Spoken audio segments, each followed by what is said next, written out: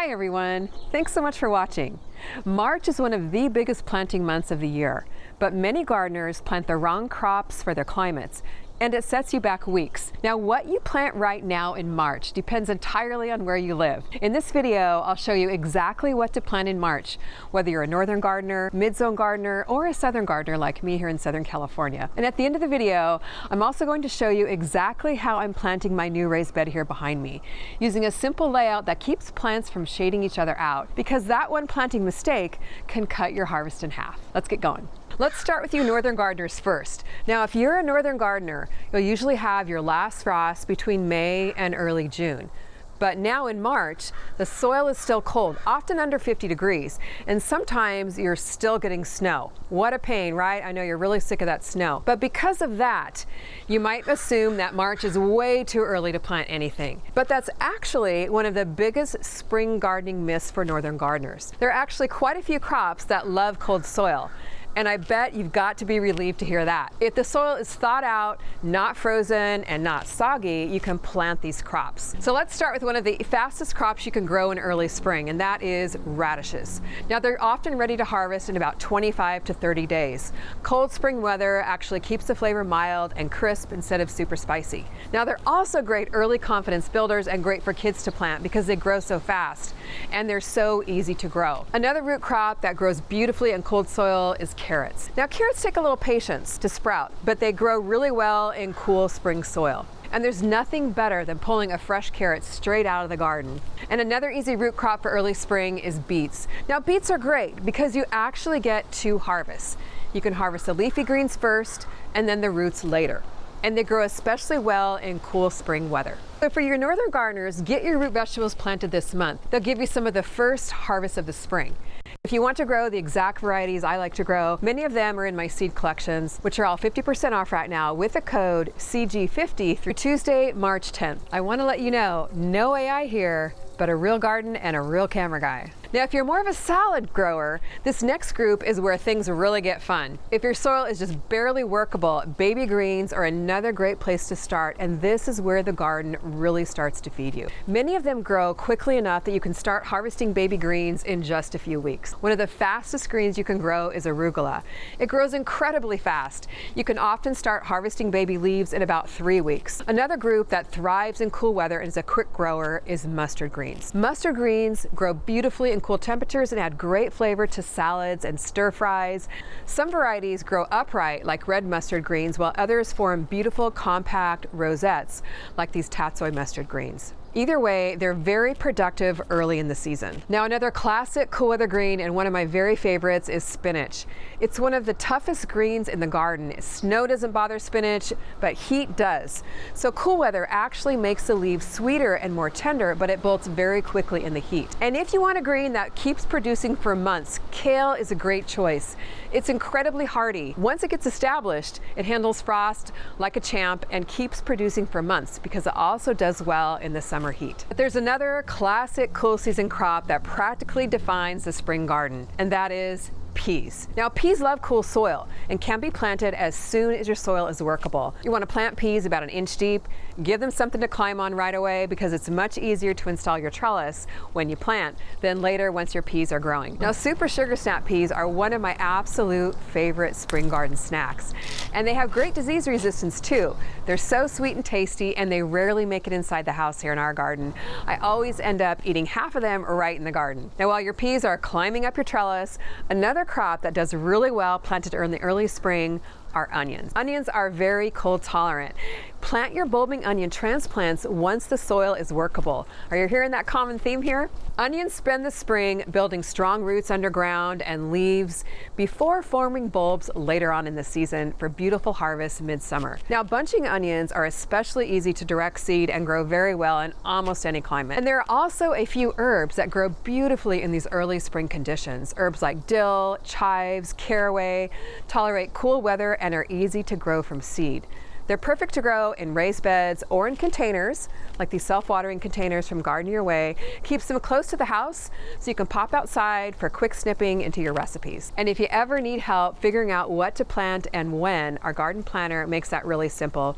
You can draw out your vegetable beds, add plants, move them around to test your layouts, and one feature I love about it is it creates a personalized planting plan for your specific location. March is also when a lot of you northern gardeners should start your warm season crops indoors. You want to start your tomatoes, peppers, and eggplant about 8 to 10 weeks before your last frost date. These plants love heat, so they stay protected indoors under your grow lights until the weather warms up when you're going to transplant them outside. So, if your northern garden looks a little bit sleepy or maybe even very snowy in March, don't worry.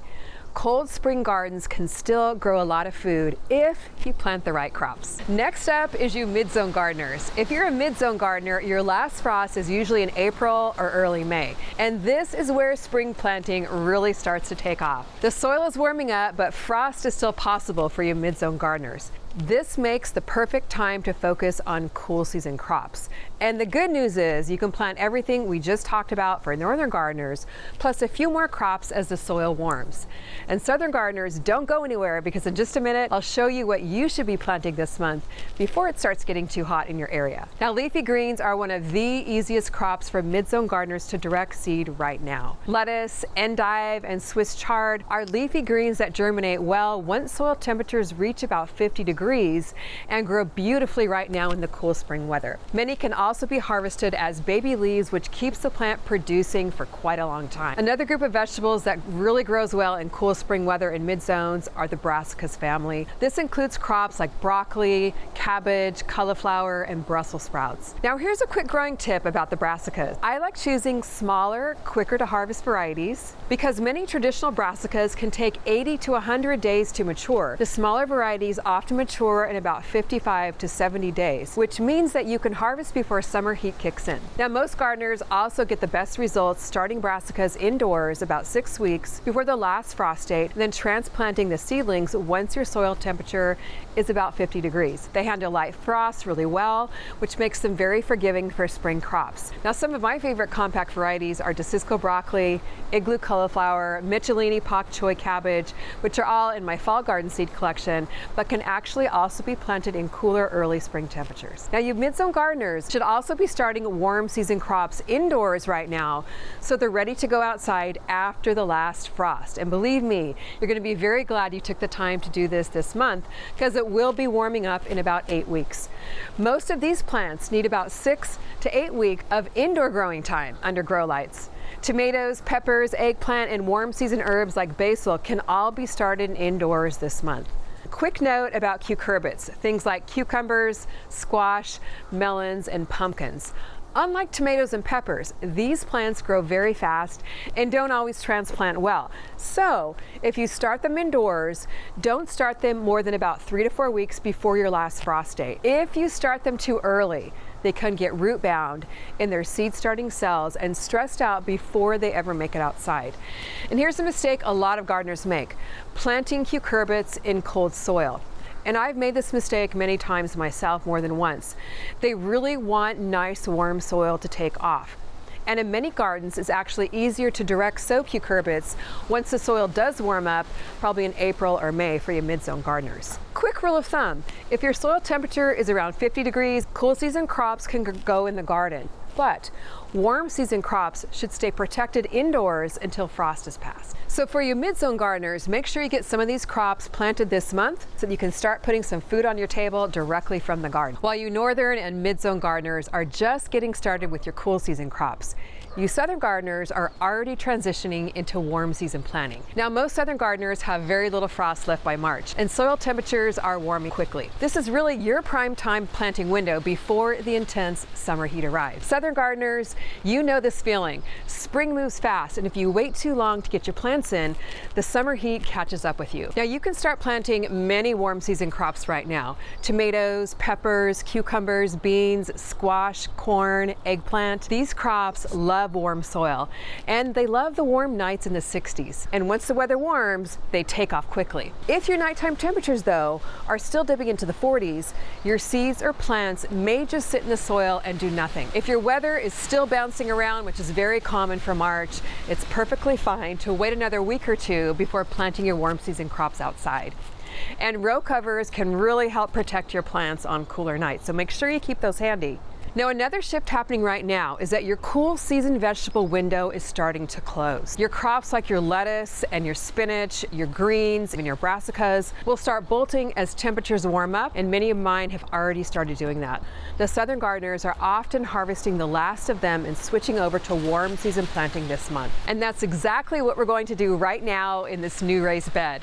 I'm so excited about this, and in just a second, I'm going to show you exactly how I'm planting it up so the taller plants don't shade out everything else. It's a simple layout trick that makes a huge difference in how much you harvest. Now, if you've been following along, you know we just built this raised bed. It's extra tall, which makes gardening so much easier with less bending over, and it's deeper, which gives plant roots a lot more room to grow. We filled it with bumper crop raised bed soil, installed Mr. Landscaper drip irrigation, so everything is ready to roll. And if you missed those setup videos, I'll link them below. Now it's time to get this bed planted, and honestly, this is one of my favorite parts of gardening. Here's that simple layout trick I promise you that keeps everything producing without the plants shading each other out. When I plant a raised bed like this, I always think about sunlight first. The easiest way to do this is with 3 layers.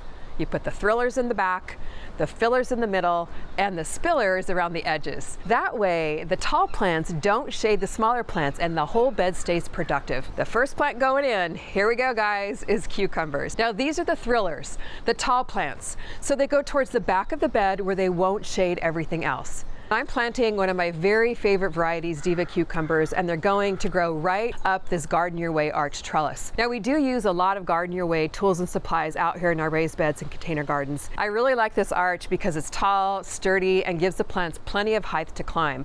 And I'll link the exact trellis I'm using here down below. Now Diva cucumbers, in case you're new to growing them, are parthenocarpic, which means they produce fruit without pollination. And this gives you a lot more reliable harvests early in the season and throughout the whole entire summer. The next filler I'm planting in this bed are tomatoes. Now I'm not planting full-size tomatoes here. What I'm doing is planting a couple of smaller tomato varieties because this bed is actually in partial sun. And cherry type tomatoes like yellow pear and determinate varieties like the golden nugget I'm planting here produce well even when they don't get quite as much sun as the bigger slicing tomatoes. Now here in the middle of the bed, I plant quick growers. These are the fillers. They fill in the middle of the bed and give us early harvests while we're waiting for the weather to warm up for other warm season crops that will go here later. I'm planting kale, mustard greens, some heat tolerant varieties of lettuce, like heatwave lettuce and romaine lettuce. And keep the food flow going. Remember that from our last few what to plant videos so we can be harvesting very quickly. Here in the middle, I'm also adding warm weather herbs like Thai basil and culinary basil. Now the Thai basil handles cooler temperatures of spring a little better. And once summer heat arrives, both of these really take off. So now that we have the middle of our garden bed filled in, along the edges, I'm planting the spillers. Now the spillers are a great way to grow more food in the same raised bed because you're using that outer space that often goes unused. Now here I'm planting a smaller scallop squash variety called mixed scallop with different colors of scallop squash, so it's really fun. Now it grows outward over the edge of the bed instead of crowding the middle. And I'm also going to plant strawberries along the edges. They'll look so pretty spilling over when the red berries are ripe. These are actually runners from other parts of my garden, and they transplant very easily. Along the edges, I'm also tucking in a few onions, both the bulbing and bunching varieties. They grow upright, don't take much space, so they're perfect for filling the little gaps in the bed. So when you plant a raised bed like this, just remember the simple layout. The thrillers in the back, fillers in the middle, and the spillers around the edges. That way, the tall plants don't shade everything else out, and the whole bed stays productive. And it lets you grow a lot more food in the same space. Your challenge this month is simple. Plant something. Don't get overwhelmed thinking you have to plant everything. Just choose 3 to 5 crops and start there.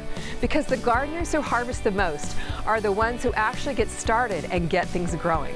So I'm curious, which climate are you gardening in, and what are you planting this month? Let me know in the comments. All right, let's grow some food. Thanks for watching. See you next time in the garden.